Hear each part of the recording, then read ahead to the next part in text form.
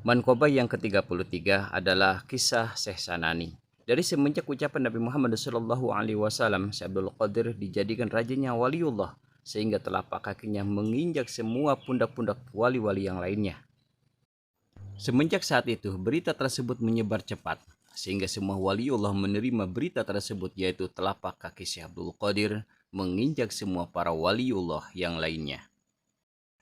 Dan semuanya waliullah yang hadir maupun yang tidak hadir, semuanya menerima berita tersebut dan semuanya hormat dan patuh kepada Syekh Abdul Qadir Jailani sebagai rajanya waliullah. Namun ada seorang wali, yaitu Syekh Sanani, yang belum menerima dengan sepenuh hati atas berita tersebut, sehingga Syekh Sanani berkata demikian. Aku pun mahabbah kepada Syekh Abdul Qadir, namun harus sampai menginjak pundak, saya rasa itu tidak perlu. Sehingga ucapan Syekh Sanani tersebut diketahui oleh Syekh Abdul Qadir Jailani.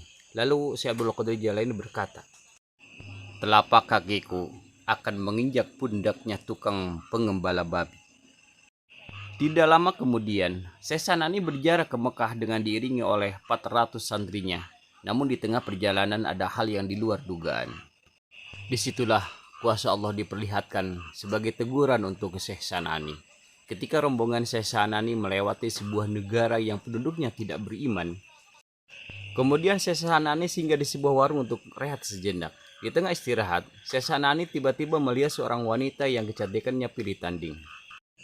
Wanita tersebut adalah seorang wanita Nasrani yang terkenal dengan si penjual arak, dan tidak heran jika seorang lelaki yang melihatnya pasti akan terpesona dengan kecantikannya.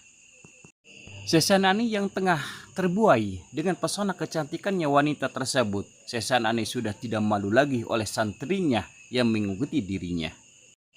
Syekh Sanani dengan khidmat dan patuh membantu semua pekerjaan wanita tersebut, sehingga tidak ada yang terlewatkan dari semua rutinitas wanita tersebut.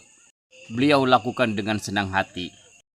Di suatu hari, wanita tersebut menyuruh Syekh Sanani untuk mengembala babi, dan anak-anak babi yang masih kecil harus dipangku agar tidak terinjak oleh induknya yang besar.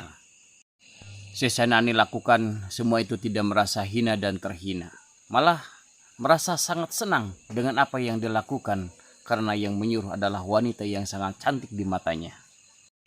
Sehingga tiada hari yang terlewati, melainkan hanya untuk mengembala babi. Setiap hari, pagi-pagi berangkat mengembala babi sambil memangku anakannya. Dan sore hari pun pulangnya pun sama.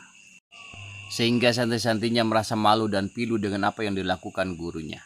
Dan sebagian santrinya pulang meninggalkan Syekh Sanani